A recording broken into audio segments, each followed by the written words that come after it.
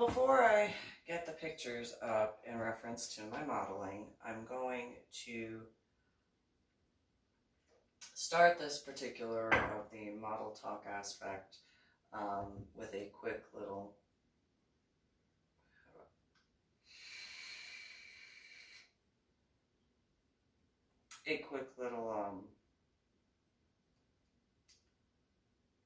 briefing, I guess, beforehand.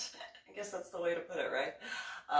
So I'm gonna go through a few different folders in the images that were taken of me when I had done modeling more often. And my modeling mainly had been from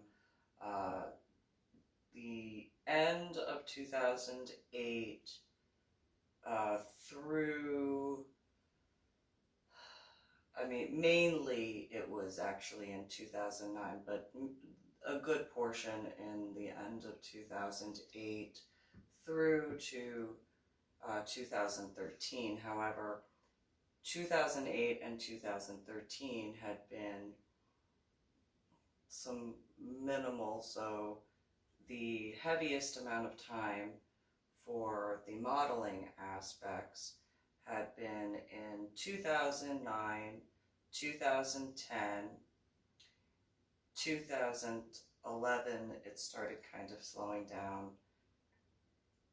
down-ish, 2012, and then 2013 was the lowest as far as time of modeling, because I had only modeled for one photographer who I had done quite a bit of modeling for in reference to Sam Lewis, Made by Sam, his website, madebysam.com. But before then,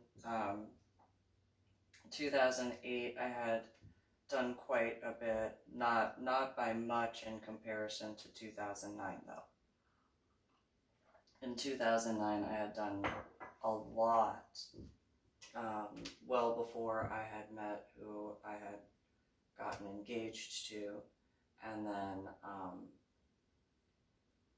picked up from there, but then declined over time. And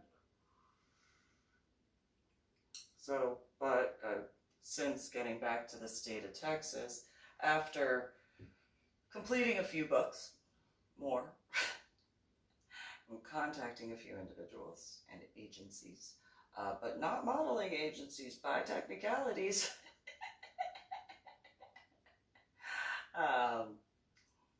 whatchamacallit, I had gotten back in contact with Sam and Nikki, and started doing some modeling in reference to the Fool's World, which Sam had told me that one of the images in specific had been the inspiration in reference of the Fool's World to be begun.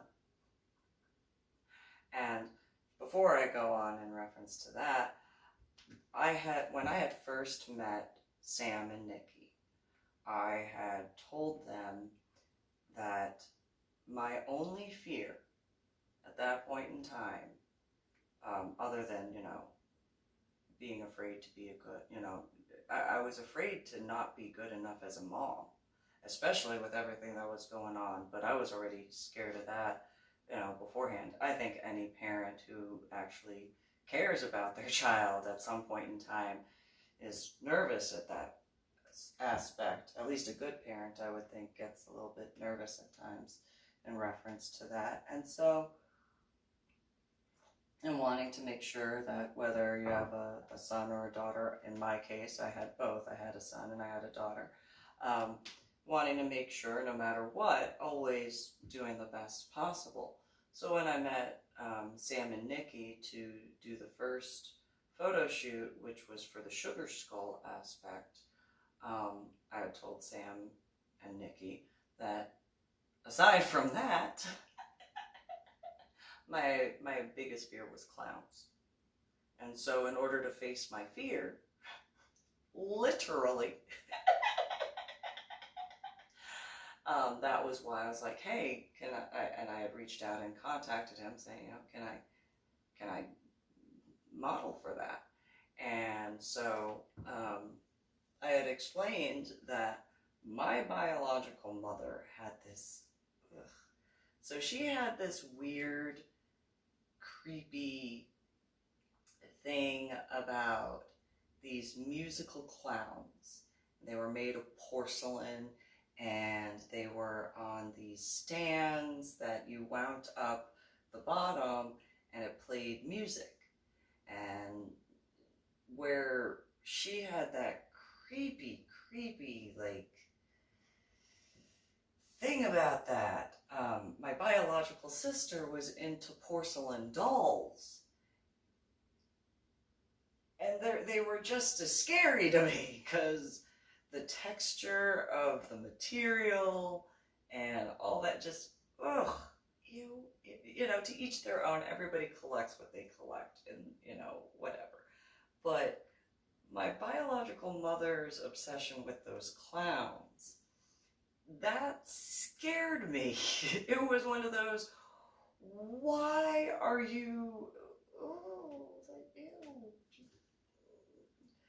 And they were creepy because, number one, because they were clowns. Like that was the thing for me, being scared of. But those particular clowns scared me because of that base that they were on.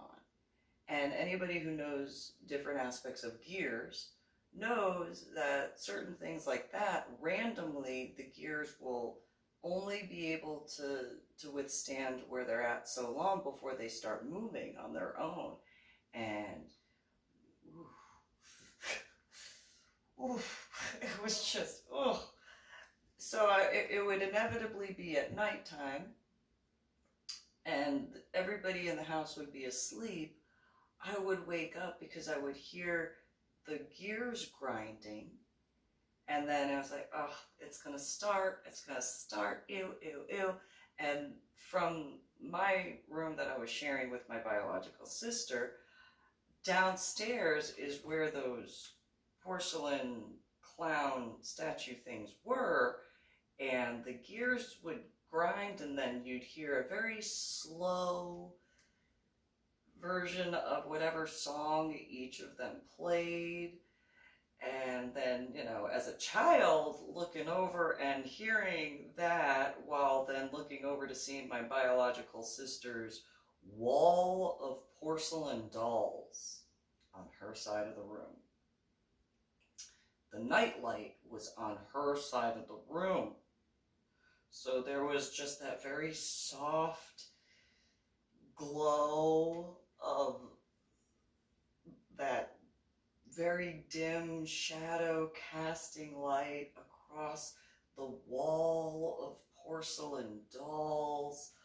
And she had so many that they went from the floor all the way up to the ceiling and just stacked all the way across her side of the room. And hearing that slow, methodical, whatever the songs were for those particular clowns, that I knew it was only those that would make those sounds, as the light just barely went over each of those porcelain dolls on the wall, and then my biological sister being on that side of the room, and irony of how she was and is, and just, ooh. And then the closet was in the same area, so there was the closet like right here with the wall, and it had this it had a fabric. It wasn't one of those beaded curtains, but the fabric was woven so that way there were pieces. So think of a really fairy-sized version of cargo nets, because that was the type of color for the material. And so then behind that cargo net was the closet, and and at that time I had no issue distinguishing between spirits and the living. after my head injury on Palm Sunday in 2000, it took me a while to figure that out. And so Patricia's side of the wall, after the closet, then there was the bookshelf with the light that had a lamp, as well as the well was the night light. So it wasn't even a full night light, it was, you know, random areas open. And then that wall of porcelain dolls. And then she even had porcelain dolls lining along her bed and to the foot of the bed. And then there was the window with sometimes the moonlight shining through the blinds. And it's just, ugh, it's just so creepy. It's just so creepy. And then the type of porcelain dolls that she liked, some of them had similar like clown makeup, and it was just, ugh, it's so scary and so creepy. Like, why would you like that?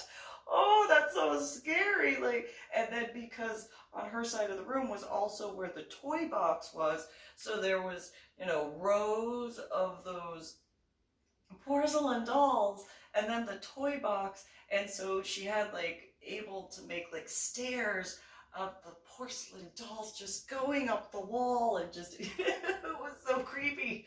It was so creepy.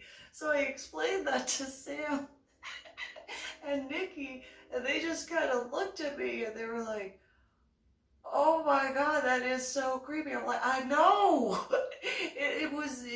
I had to go to sleep in the same room as that. And so, you know, that was part of the reasons where I was like, so I want to do the sugar skull thing so that way I could literally face my fear, because, you know, I'd have to see myself painted as like technically a clown-ish.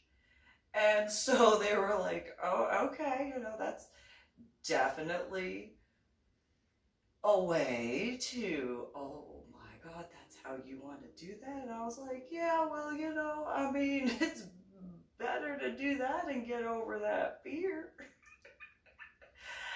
And so after doing that first sugar skull where there was the patriotic look at it, I was like, all right, I can handle that. Because, you know, not only did I have to look in the mirror and stuff like that, but then, you know, then the pictures. And it was one of those, all right, I could, you know, I mean, you know, realistically, that was the only fear I had. And it didn't help that after my head injury on Palm Sunday in 2000, first movie that was a scary movie that I got to see that I picked out was The Exorcist. And then, you know, after that and after that, I was like, okay, I want to try to like see another scary movie that can like get me to like, maybe it'll help me get over. And then there was the movie It.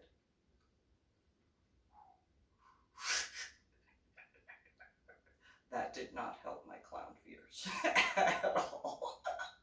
Although mainly because that character, the movie It, looked exactly like egg roll.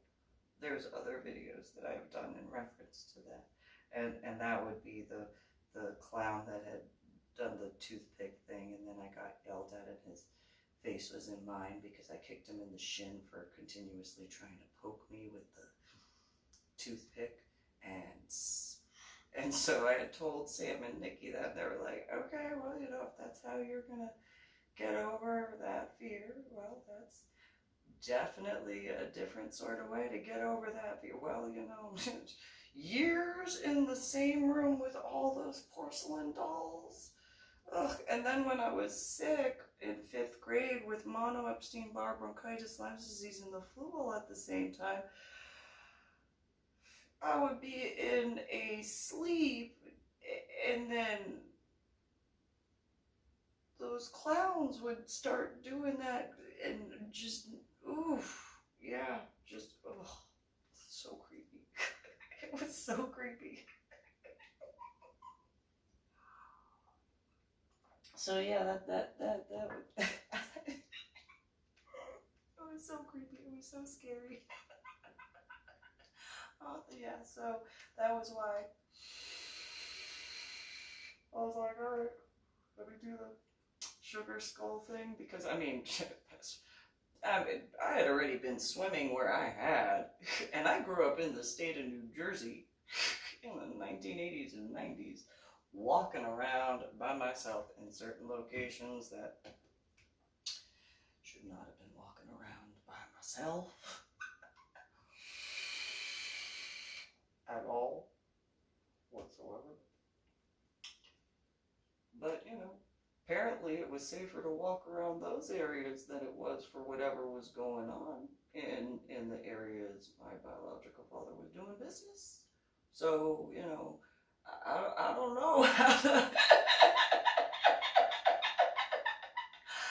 However you want to take that, it's however you got to take that. So I'm going to go through several different photographers in regards to different modeling pictures that were taken, because it's going to be quick for some of them.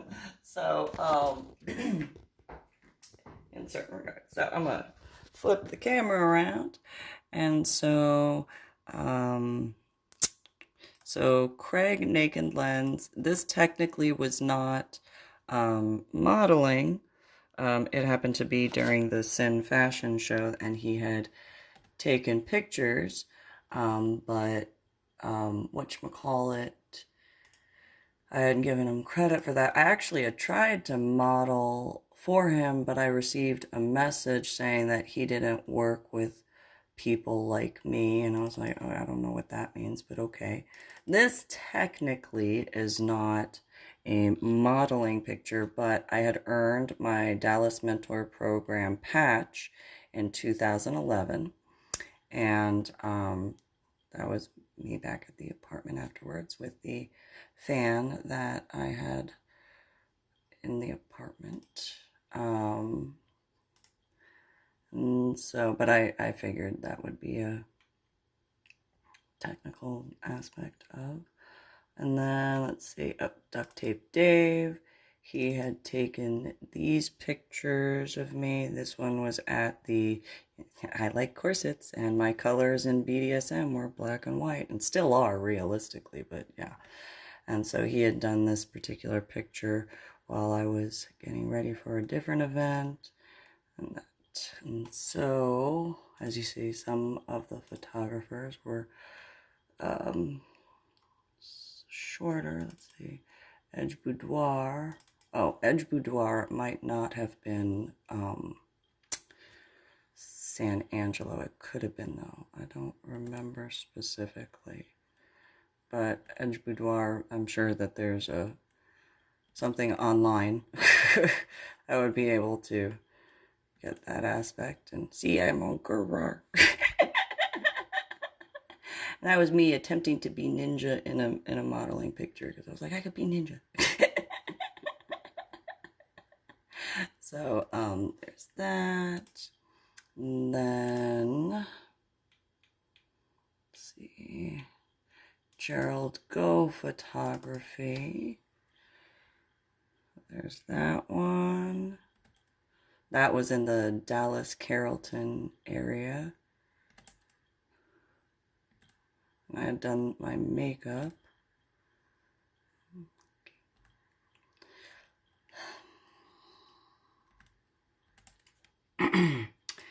And so then Jay Shirts. This was in I think this was in Dallas.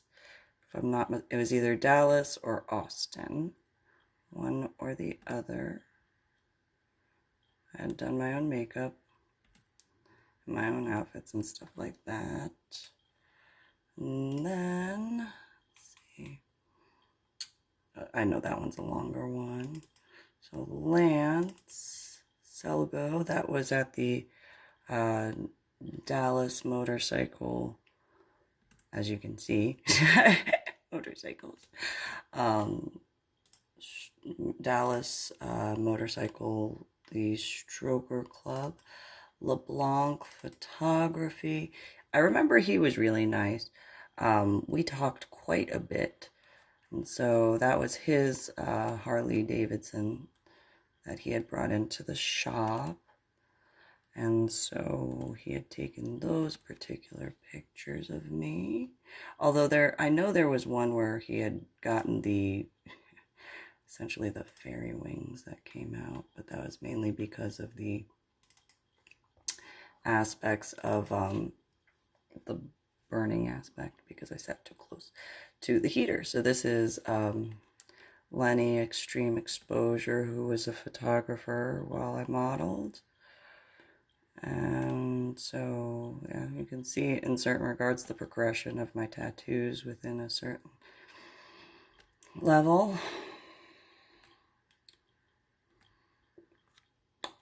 And so I was in the Dallas area, I'm fairly certain.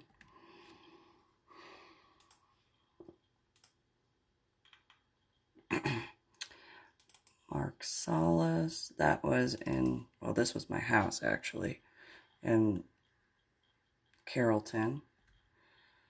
And so, yeah, I had a little dinosaur right there.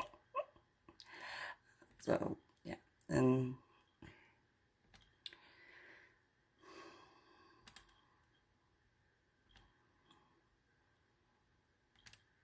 so that was that.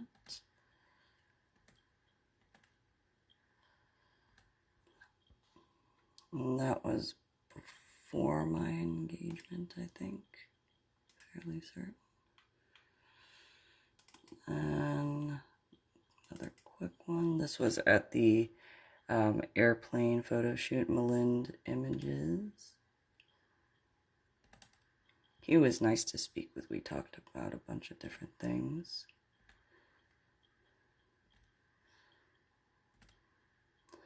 And so, yeah, I actually moved that when I first got up, so I didn't see the steps at first. And so I went to I was like, oh, I can climb on the tire, and I saw I don't remember what it was. I saw something that I could grab onto, and then I think it was that. And went to go pull myself up, and the tractor kind of tipped a little bit, and they were like, hey, hey, hey, now, don't do that. There's stairs right there. Use the stairs. It's like, oh, okay. That makes sense. A little strong sometimes.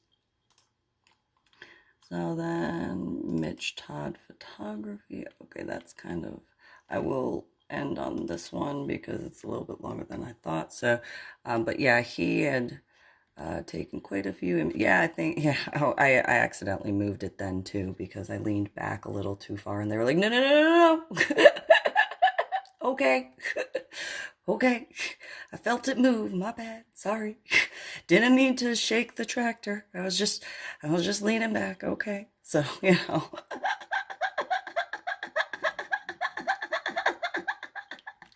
I'm just saying, you know, sometimes can be a little strong, and I'm sure that some people understand now why sometimes I'm like, well, I don't know. Don't let my size fool you. I know I'm fairy sized, but you know, I can be strong. And so, like, all the motorcycle pictures, I was very careful to not scratch any paint because I didn't want to mess that up. Yeah, ironically, I almost fell asleep right there because I was like, that's actually why my eyes are closed, because I was like, oh, this it feels so weird how, like, I could just almost fall asleep right now. I don't know why. It's almost like I really can't put it into words. I literally was ready to take a nap right there. So yeah, it kind of, I don't know, maybe there's something on that. Anyway, so you can see the progression of my tattoos in that regard. So yeah. Yeah. And you can see there's quite a few photographers that were there at that particular shoot. That's only some of them. Each of the models had multiple ones that were assigned the time. So that is the end of that particular one. Although I guess maybe, well, actually I'll just finish up with these two because those are the shorter ones left anyway. So yeah, Paco Romero, he was really nice. We talked about his wife, that she was at work and stuff like that, and it was just a really quick photo shoot, and just did that. And then there's this guy. He had a modeling class or a photography class before I showed up for the modeling, and that was in Dallas area. And that was which I'm going to point out real quick. It's kind of funny that, not funny as in a haha, but like, so you see how the tattoos and my hair are kind of brought out in the color aspect in that sort of a way. So after my after each of the tattoos, and I guess especially partially because of the prayer and meditation aspect of them, there have been times where I thought that they were actually burning. And not in like in technically like burning, it sounds painful, obviously, because nobody wants to burn. But it was almost like they were, I don't want to say being activated, but kinda. In certain ways, I can't really explain it beyond it just kind of seemed like, and it was from my first tattoo. I mean, there were times where it's like, oh, why is this tattoo doing that? Like, it's weird. It healed a long time ago. What is going on? And so, and that's with all of my tattoos. Each and every one of them. I didn't think I was the only person who dealt with that, but then later I wound up finding, oh, what was it? I think it was a TV show or something like that. I couldn't actually watch it on the TV. I had to watch it on the computer, and even that was painful.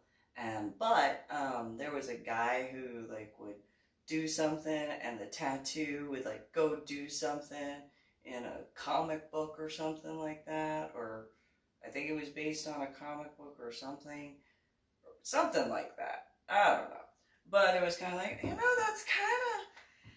that's kind of in some ways kind of sometimes that's like the way it feels, but in a visual sort of way. That's about the only way I could describe it, but it's not really with words. It's with the show or whatever. So it is what it is. But yeah, sometimes, and it's the most random times too. And that was the first time I noticed it was actually well before seeing that show. But when I saw that show, it made a whole bunch of sense. So, and this particular model talk thing on that particular note. Oh, do that like and share and subscribe stuff. Thank you.